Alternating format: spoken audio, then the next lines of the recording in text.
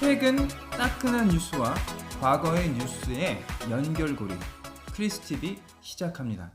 자, 구글에 보니까 이런 기사가 났어요. 나이키에 관한 기사인데, 과연 뜨거운 주식 시장에서 나이키를 5년 안에 포트폴리오에 넣어야 되느냐 말아야 되느냐, 나이키를 5년 안에 넣어야 되는 이유를 필자는 첫 번째로 이렇게 얘기를 합니다. 나이키가 작년에 그렇게 어려운 기업들이 많고 모든 기업들이 거의 파산 위기까지 가는 이 상태에서도 적자가 4%밖에 나지 않았다는 거예요. 그러면서도 이번에 또 디지털로 D2C라고 하는데요. Direct to Customer이라는 디지털 트랜스포메이션을 바로 하면서 고객에게 유통업체를 통해서 접근하는 것이 아니라 직접 접근을 하고, 그리고 그 사람들의 그 데이터를 통해서 고객이 만족할 수 있는 데이터를 제공함으로써 오히려 판매 수익은 지난 분기에 80%에 넘는 기록을 세웠다고 합니다. 그래서 지금 현재 나이키의 시가총액이 120조 정도를 추정을 하고 있더라고요. 두 번째 이유로 드는 것은 나이키가 꼭 그 물건을 판매하는 것만이 아니라 그 사회적인 여러 분야에도 굉장히 관심을 가지고 있다는 것을, 고객과의 소통한다는 것을 보여주는 큰 예가 있는데, 그게 이제 흑인이 인종차별로 인해서 경찰에 의해서 이번 죽은 사건이 있었잖아요. 그 사건을 원래는 나이키의 로고는 Just Do It이라는 그 슬로건을 내비치는데, 그때의 슬로건을 잠깐 바꿨어요. 뭐라고 바꿨느냐? Just for once, don't do it. 지금은 이제 그렇게는 하지는 말자라는 것으로 되어 있기 때문에 많은 사람들의 공감을 사고, 그 나이키의 그 정신을 굉장히 사람들한테 알리는 그런 큰 계기가 됐다고 생각을 합니다.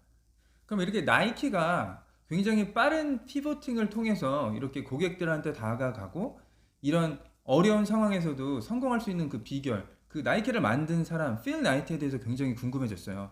그래서 과거로 한번 돌아가 보겠습니다. 그 필 나이트는 대학교 때 육상 선수였는데, 그 필 나이트 빌 보얼만이라는 코치와 함께 블루 리본 스포츠라는 회사를 만들게 됩니다. 이 회사는 일본에서 신발을 수입해다가 북미 총판을 가지고 이 신발을 이제 수입해서 판매를 하는 그런 회사였는데, 지금으로 따지면은 이게 이제 아식스라는 브랜드죠. 그래서 70년도에 승리의 여신 니케에서 아이디어를 얻어서 나이키란 브랜드를 만들게 되고, 아는 지인이었던 대학원생에게 여러분 모든 사람들이 알고 있는 그 유명한 로고 중에 하나인 수우시가 탄생을 하게 됩니다. 그래서 그 수우시를 달고 처음 출시된 그 신발의 이름이 코르테즈였죠. 그래서 그 코르테즈를 신고 실제 육상 경기에서 좋은 성과를 얻게 되고, 그리고 많은 사람들이 필라이트가 만든 처음 신발이 완벽하지 않았음에도 불구하고 많은 사람들이 주문을 하게 됩니다. 왜 주문을 하냐면 그동안 블루 리본 스포츠를 통해서 얻어왔던 신뢰 때문에 많은 사람들이 주문을 해서 굉장히 필라이트가 당황하기도 했다고 합니다. 자, 그리고 필라이트는 이렇게 성장을 거듭하면서 5년 동안 성장이 계속 멈추지 않고 계속 두 배 성장을 했음에도 불구하고 나는 언제든지 망할 수 있다라는 생각으로 안정적인 직장을 항상 가지고 있었다고 합니다. 예를 들어서 회계사나 교수를 병행을 하기도 했다고 합니다.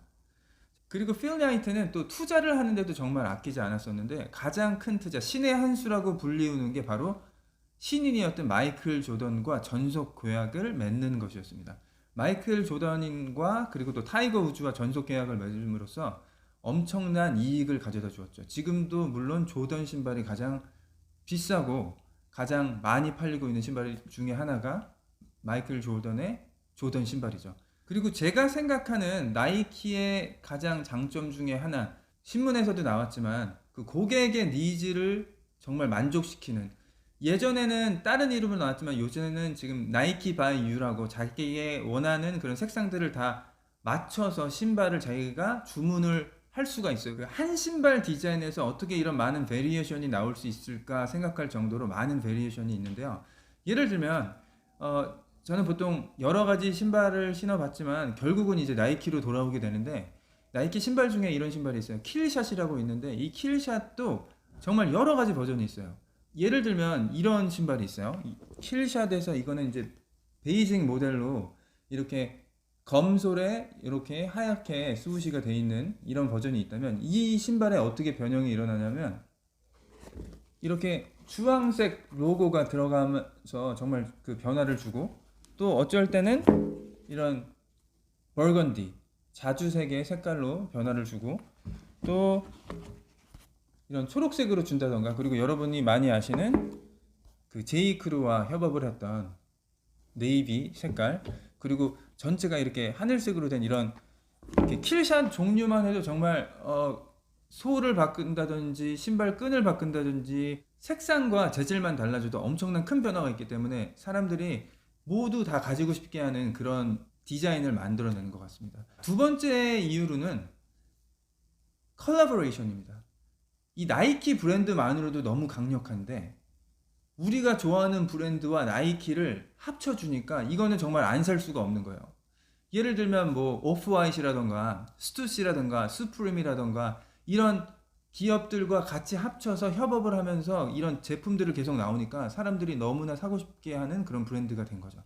예를 들면 유명한 래퍼인 트래비스 스캇이 보통 브라운색의 블랙 이런 신발을 많이 신고 다니고, 그리고 아주 그 트래비스 스캇의 그 모델이 아예 나와버렸어요. 예를 들면 이런 신발이에요. 여기를 보면 되게 어떻게 보면 평범한 것 같은데 이쪽을 보면 이제 수우시가 거꾸로 된 신발을 만들게 되고, 이 신발이 너무나 유행하고 그렇게 가격이 올라가니까 예전에 나왔던 2000년대 초반에 나왔던 이런 같은 색깔의 베리에이션도 오히려 가격이 오르는 추세가 됐어요. 그래서 2000년대 초반에 나왔던 이런 이스케이프 시리즈가 있는데, 이스케이프 시리즈 요런 것과 그리고 이렇게 뭐 로우 탑으로 된 것들, 또 요런 신발들이 다 가격이 정말 뭐 한 5배까지도 올라가는 그런 현상이 벌어지고 있습니다. 이거는 최근에 보데가랑 나이키 보데가로 덩크 시리즈인데 이런 퀄리티를 만들어냈어요. 그래서 사람들이 과연 다음 베리에이션은 뭘까를 너무나 궁금하게 만드는 브랜드가 바로 나이키가 아닌가 싶습니다.